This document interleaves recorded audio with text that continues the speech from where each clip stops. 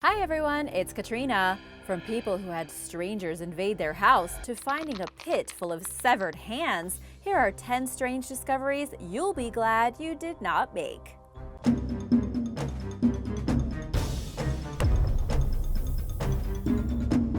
Number 10. Tunnels of Sacrifice.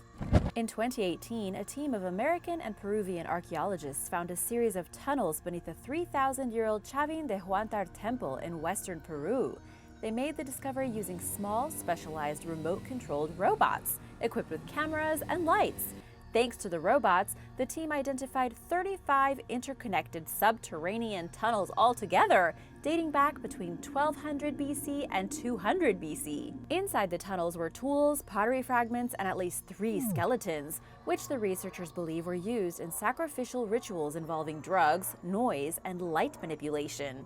The skeletons consist of a small boy, a teenager, and a young adult male, and at least one of them was found face down, which is just one of the signs that they may have been sacrificed. Technological advances in recent years have helped researchers make major discoveries in places that are hidden, difficult to access, or inaccessible to humans. In this case, engineers from Stanford University designed the custom-wheeled robots that traveled into the elaborate maze of tunnels.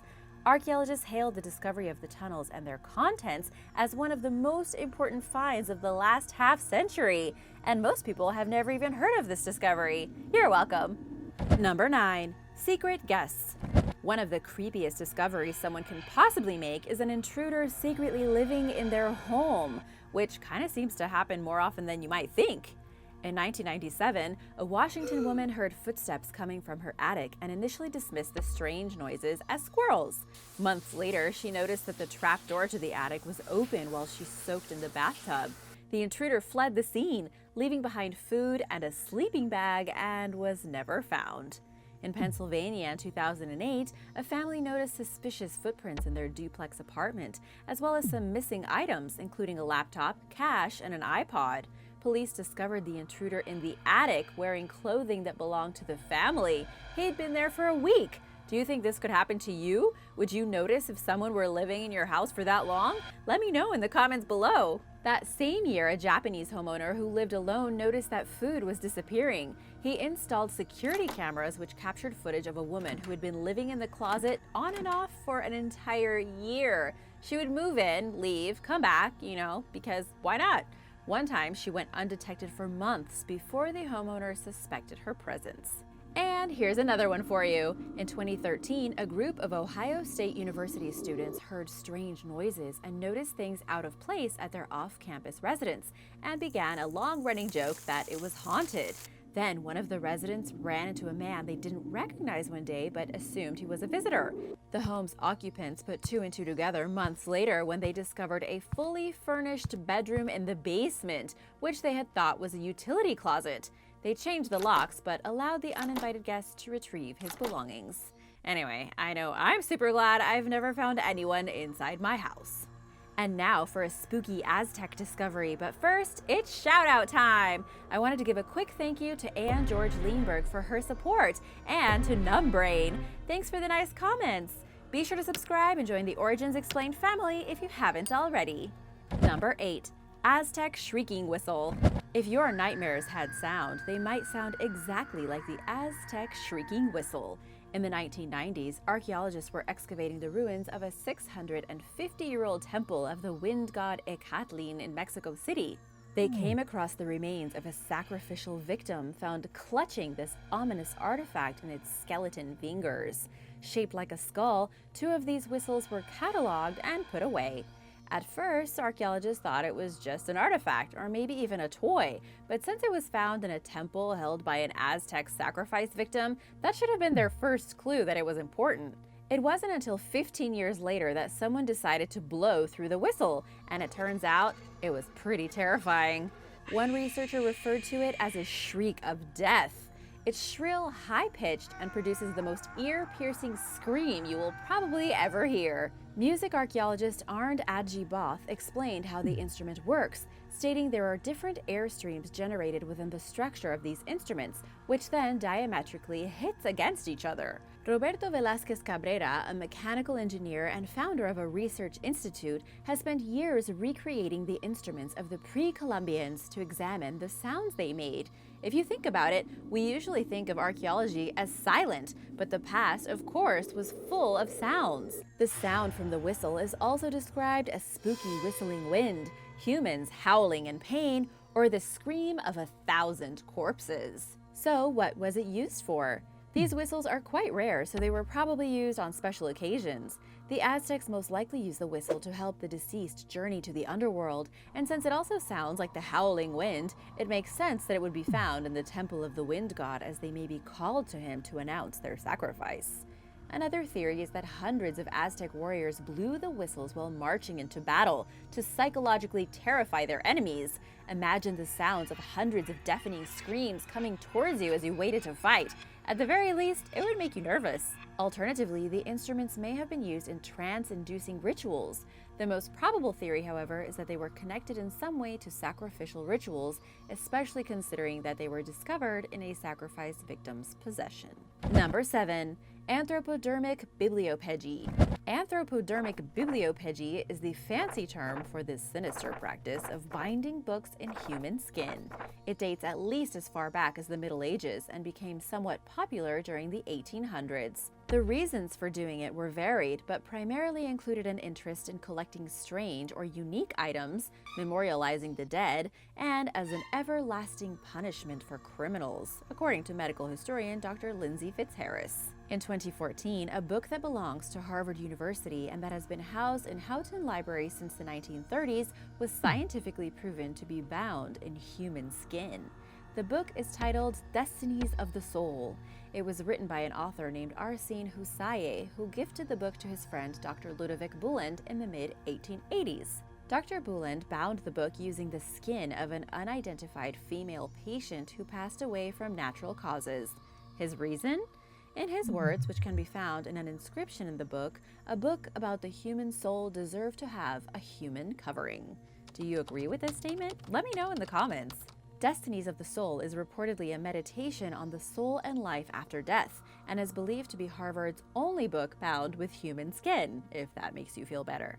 Tests confirmed a 99% likelihood that the material in question is what it's claimed to be. How do you feel about that? Number 6. Escaped prisoner shackles. In 2009, amateur archaeologists called mudlarks discovered what they initially thought was a cannonball along the banks of the Thames River in England. Instead, they pulled out a perfectly preserved 17th or 18th century iron ball and chain from the mud. It's the first completely intact device of its type ever discovered. Archaeologists were alarmed to discover that the 8-kilogram device was locked and can only speculate regarding why. Did the prisoner escape while wearing the leg irons and drown in the river? Did they chew their leg off? Another less exciting theory suggests that perhaps the ball and chain were simply discarded into the river without a human attached to them, hopefully, and for unknown reasons. London archaeologist Kate Sumnall said that it was unlikely that someone simply threw away the leg irons, which were made from high-quality iron and were considered very valuable at the time. They could have been melted down and turned into something else. Maybe a prisoner somehow freed themselves from the shackles before relocking them and disposing of the evidence, although it's highly unlikely, if not impossible, to have done without a key. Sumnall said, "Without a key, I doubt very much anyone could have gotten out of it without cutting off their own foot." Maybe that's what happened. The padlock's inner workings indicate that it was produced outside of England, perhaps in Germany.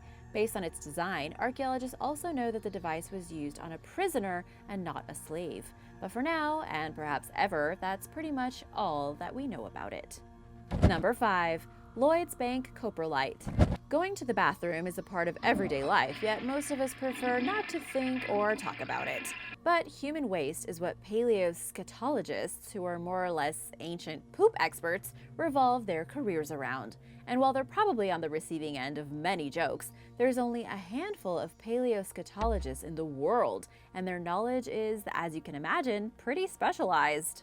As off-putting as the subject matter is, it actually has a lot to teach us. Coprolites, or fossilized pieces of feces, offer insightful information regarding what our ancestors ate and what their environment was like, and also helps experts understand the spread of parasites and diseases throughout history and different parts of the world. In 1972, the York Archaeological Trust discovered the largest intact piece of fossilized human feces ever found.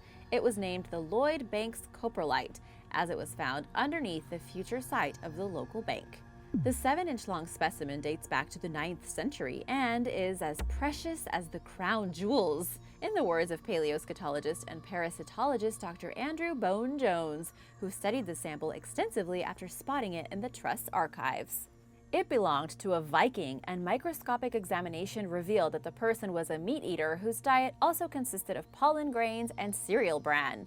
He was less diligent about eating his vegetables, and this was possibly because he lived at a time when famine and food shortages were frequent, and most people's diets were seasonal in nature. The unfortunate procurer of the coprolite also had several types of parasites, including Ascaris lumbricoides, which ravaged its victims' insides. They bore through tissue and have been known to emerge from every orifice of the human body, including your eye, Dr. Jones explained in a 2016 interview with The Guardian. The sample also showed that the Viking was riddled with whipworms, which live inside a person's gut, often numbering in the hundreds. He likely suffered from painful gastrointestinal symptoms such as stomach aches, diarrhea, and inflammation of the bowel. Whether or not the coprolite is a true scientific treasure is perhaps a matter of opinion, but plenty of people have gone to see it on display at the Jorvik Viking Center in York, where it remains safely encased in glass after a visitor dropped it in 2003. Let me know what you think of this story in the comments below. Number 4. Pit full of severed hands. In 2012, a team of archaeologists unearthed 16 severed right hands in the Egyptian city of Avaris. The hands are roughly 3,600 years old and were buried in 4 pits near an ancient palace. 2 pits located at the front of a throne room contained 1 hand each. The remaining 14 hands were found in 2 other pits in the palace's outer spaces. One characteristic of the hands that stuck out to the researchers was their size. Most of the hands are quite large, and some of them are very large, Project and Field Director Manfred Bitak told Live Science. At the time they were buried, Avaris served as the capital of the Hyksos people, and one of their rulers, King Kayan, lived in the palace. The severed hands are the earliest and only known physical evidence of an ancient practice that involved a soldier exchanging an enemy's right hand for gold. Both the Egyptians and Hyksos engaged in the practice, which made counting victims easier and symbolically took away the enemy's power. Scientists are unsure who the hands belong to, and they also don't know who started the tradition. In any case, it's pretty scary. Number 3. 17th century witch bottle. Spell devices called witch bottles were common in 16th and 17th century Europe. They were small vessels used for attracting and trapping negative energy and contained ingredients from anti-witchcraft recipes of the time. In 2009, scientists discovered the world's most complete known witch bottle buried upside down in Greenwich, England. They confirmed its authenticity through CT scans, chemical analysis, and gas chromatography, which revealed the bottle's contents as consisting of human urine, brimstone, 12 iron nails, 8 brass pins, hair, 10 fingernail clippings, and a heart-shaped piece of leather with a bent nail in it. The urine contained nicotine and therefore belonged to a smoker, and the nails show little damage, meaning they probably belonged to someone reasonably well off. It's the first witch bottle discovered with its cork still in place and its contents preserved. The materials inside indicate that the concoction was made according to a documented recipe going at least as far back as 1682. In an interview with NBC, lead researcher Alan Massey explained that the discoveries of witch bottles emphasized just how frightened people were of the black arts. The early settlers even took their superstitions to the New World with them, as excavated witch bottles demonstrate. It's important to note that the time period these artifacts date back to coincides with the Salem witch trials of 1692 and 1693. Number 2. Memorial Mound. Clyde Booth opened Memorial Mound in Bessemer, Alabama in 1992 as an alternative to traditional grave sites. It was a warehouse-like underground facility which sat on a 16-acre property. Visitors could leave flowers on the earthen mound the structure was built into. They also had access to memorial plaques and a computer containing videos and photographs of their loved ones. 4 years later, in 1996, the facility was officially closed and locked up after having serviced less than a dozen customers. Visitors were allowed in for the last time during the year 2000. Booth passed away in 2009, and the property was turned over to the state the following year. In late 2014, an urban explorer known only as Bullet entered the building with some friends. They quickly discovered that the facility had been heavily vandalized and neglected since its abandonment. It was in a state of disrepair, and intruders had torn apart anything they could for scrap metal, including furniture. The elements had also taken a toll on the building's interior. It was as if Booth had turned his back on the business one day and left it as is, fully stocked with chemicals, artificial flowers, a building map, paperwork, and other miscellaneous contents. Local authorities relocated the burials and once again sealed the structure. They tried reaching Booth's family but were unsuccessful. The general consensus regarding the failed business is that Booth had a novel idea, but one that was poorly researched. I bet Bullet got quite the surprise. Number 1. The Heslington Brain. In 2008, archaeologists found a remarkably well-preserved human brain inside of a decapitated skull at an Iron Age dig site in Heslington, York, England. The remains dated back roughly 2,600 years to the 6th century BC and likely belonged to a man between 26 and 45 years old. His skull was buried face down in a pit with 2 vertebrae attached. The rest of his body's whereabouts are unknown.